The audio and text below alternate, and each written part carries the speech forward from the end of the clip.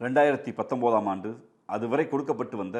அரசு பள்ளி மாணவர்களுக்கான லேப்டாப் திட்டத்தை அடிமை அதிமுக அரசு நிறுத்திய போது ஆட்சி பொறுப்பேற்றவுடன் பெரும் மரியாதைக்குரிய முத்துவேல் கருணாநிதி ஸ்டாலின் என்கிற அன்பு முதலமைச்சர் எங்கள் தாய் மாணவர் சொன்னார், இனிமேல் கல்லூரி மாணவர்களுக்கு லேப்டாப் வழங்குகிற திட்டத்தை நாங்கள் கொண்டு வருவோம் என்று. அதற்கு முன்பு 4 ஆண்டுகளாக அரசு பள்ளிகளை சீரமைத்து,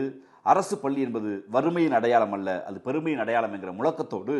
எல்லா அரசு பள்ளிகளிலும் இங்கு இருக்கிற மாணவர்களுக்கு உயர் ரக வகுப்புகளை தனியார் பள்ளிகளுக்கு நிகராக ஸ்மார்ட் கிளாஸஸ்களை கொண்டு வந்து அறிவியலை அறிமுகப்படுத்தி கொரோனா என்கிற பேரிடர் பின்பு பாதிக்கப்பட்ட மாணவர்களை, இடைநிற்ற மாணவர்களை மீண்டும் பள்ளிக்கு கொண்டு வந்து ஒரு அறிவியலை, புதிய அறிவியலை, ஸ்மார்ட் வகுப்பறைகளை எல்லா அரசு பள்ளிகளிலும் தொடங்கி வைத்து இப்போது அந்த திட்டத்தை நிறைவுபடுத்தி அதன் தொடர்ச்சியாக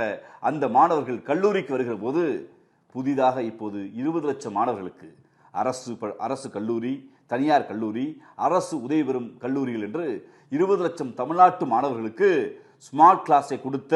எங்கள் முதலமைச்சர் இப்போது கல்லூரிகளில் லேப்டாப் வழங்குகிற புரட்சிகர திட்டத்தை வருகிற 5ஆம் தேதி தொடங்கி வைக்கிறார். எப்போதும் தமிழ்நாடு கல்வியில் சிறந்த தமிழ்நாடு தான். அந்த அறிவியலை, அந்த கல்வியை தமிழ் தெருக்களில் கொண்டு வந்த பெருமை திமுக என்கிற கட்சிக்கும், திராவிட முன்னேற்ற கழகத்தின் எங்கள் தலைவர், எங்கள் முதலமைச்சர் முத்துவேல் கருணாநிதி ஸ்டாலின் அவர்களுக்கும் சேரும். இதற்கு துணையாக நின்ற தமிழ்நாட்டுடைய துணை முதலமைச்சர் எங்கள் அண்ணன் உதயண்ணா அவர்களுக்கும் கழக மாணவர் அணி மனமார்ந்த நன்றியை தெரிவித்துக் கொள்கிறது.